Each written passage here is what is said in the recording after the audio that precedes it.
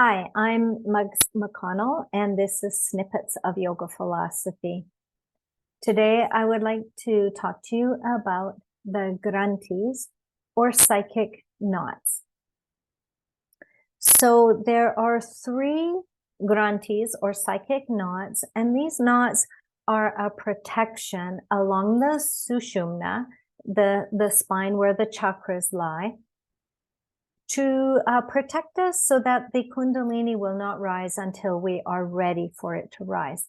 And what that basically means is, as we go through life, a lot of stuff is thrown at us.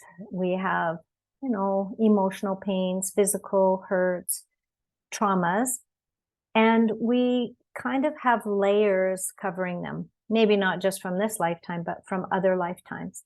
So I look at it as when I was a kid, and I didn't untie my shoes, and then I tie another knot over the old knot and another knot. And so now you have all these knots all tied into your shoelace.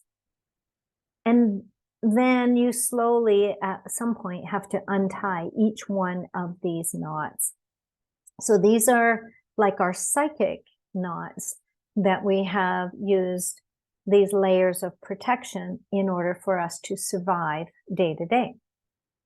At some point, though, as we spiritually grow, we come to terms with our difficulties and our traumas, our obstacles, and grow beyond them, and we can cope with them. And so it's the untying of these psychic knots that brings us to balance and harmony so that we move through our lives and can do our spiritual work. So it's a process and it takes time. And that's why these psychic knots are there. So there's 3 of them. There's Brahma Granthi down near the Muladhara chakra at the root of the spine. Vishnu Granthi near the Manipura Anahata heart center. There's a debate in different texts because this is energy, right? It's kind of hard to pin down for each person. So some say it's at the Manipura chakra, solar plexus area, and others say it's at the heart center, Anahata chakra. And then there's Rudra Granthi at the 3rd eye. So Rudra is a Vedic name for Shiva. And so we have the Holy Trinity being represented in this, the Holy Hindu Trinity, Brahma the creator, Vishnu the preserver, and Shiva the transformer up here under Rudra Granthi at the Ajña Chakra. So let's just talk a little bit about these psychic knots. So Brahma Granthi is related to the world of names and forms. Okay, so right down at our root chakra where food, clothing, shelter needs are being met, we live in this world of names and forms. We have a body, we have a name. And through this, we see this world of names and forms and interact in this world through our 5 senses. And this occupies a lot of our consciousness, our desires, our ambitions. It can trap the mind, and then it begins to obstruct us from our spiritual development. So if the Brahma Granthi is all tied up in knots, then the Kundalini cannot raise through those 3 lower chakras up to the heart level. And those 3 lower chakras are related to our foundation on this earth, for the survival on this earth. Food, clothing, shelter, creativity, and the will to accomplish things. All related to being in this physical existence. So if we are attached to this world of names and forms and we don't recognize we are a spiritual being as well as a physical being, the physical form is merely the opportunity for the spiritual being to be in this world, to express itself, to grow spiritually. And if we become attached to the ego, to the body, to the mind, that think that this is all we are, then, and all those attached to the senses and the desires, I want to have a bigger house, 3 cars, whatever, attachments, then it's difficult to untie the knot so that the Kundalini can rise further. So the practice of non-attachment to material things is a very powerful practice here to help us to not be attached to traumas and events that have occurred and happened to us in our life, but to work with overcoming the physical traumas, the emotional traumas, the mental traumas, so that our spiritual self can flourish.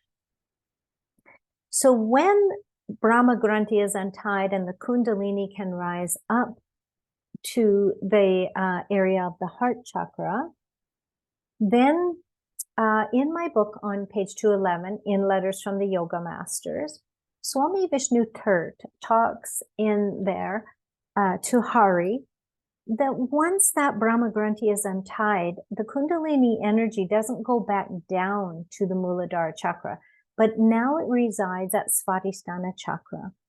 This is a sacropelvic region, and it translates, Svadhisthana translate to one's own abode or her own place.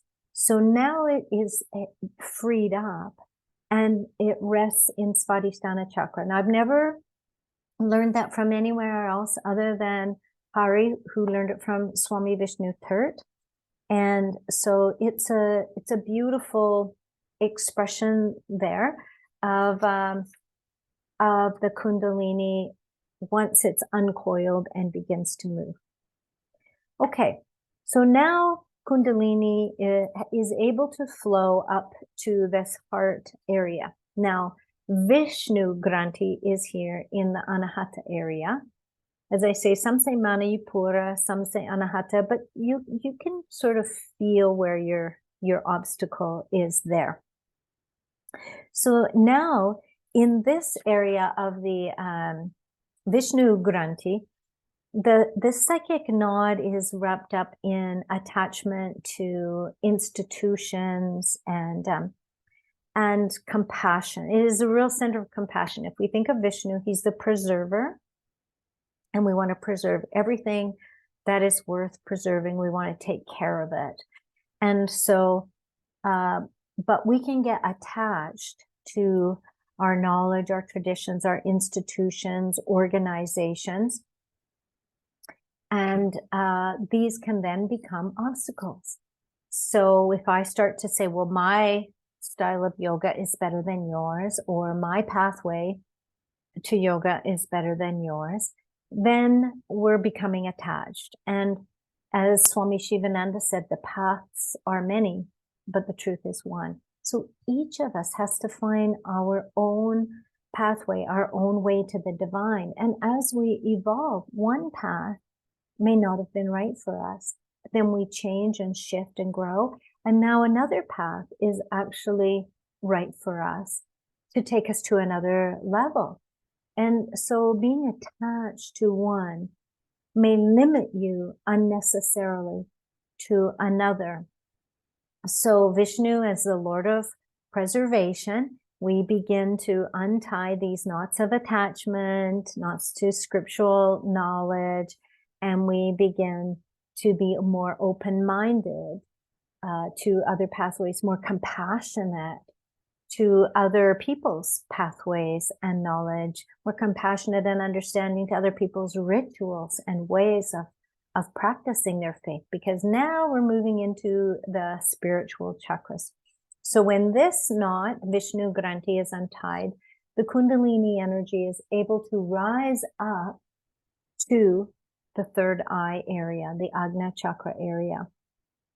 And so this Rudra Granthi is, as we evolve spiritually to get to this area, we are now developing the siddhis, the powers, the ability to have intuition, visions, timelessness, to see the past and the future. This is evolvement. Here, spiritual evolvement brings these powers that are talked about in the Yoga Sutras, and Patanjali warns us, don't get wrapped up in these. If you have developed the ability to have intuition or different siddhis, what is very important is that you see them as signposts. They're merely telling you you're on the right path. You're doing things correctly. And therefore you are evolving spiritually. But if the ego gets attached to them to use them for its own purpose, then they become obstacles. They aren't tools that are showing you're doing the right work, right sadhana. They become obstacles and the ego becomes attached to them. So untying the knots of the Rudra Granthi is an important step there where we move into this higher state of consciousness where we have oneness now. We have a deeper sense of oneness with others because we see things differently. We have a different level of vision. The higher mind is developed, which is beyond just logic, but it is the divine sight. And so different, we have that ability now for the Kundalini to rise all the way up to the Sahasrara chakra. You can't open this.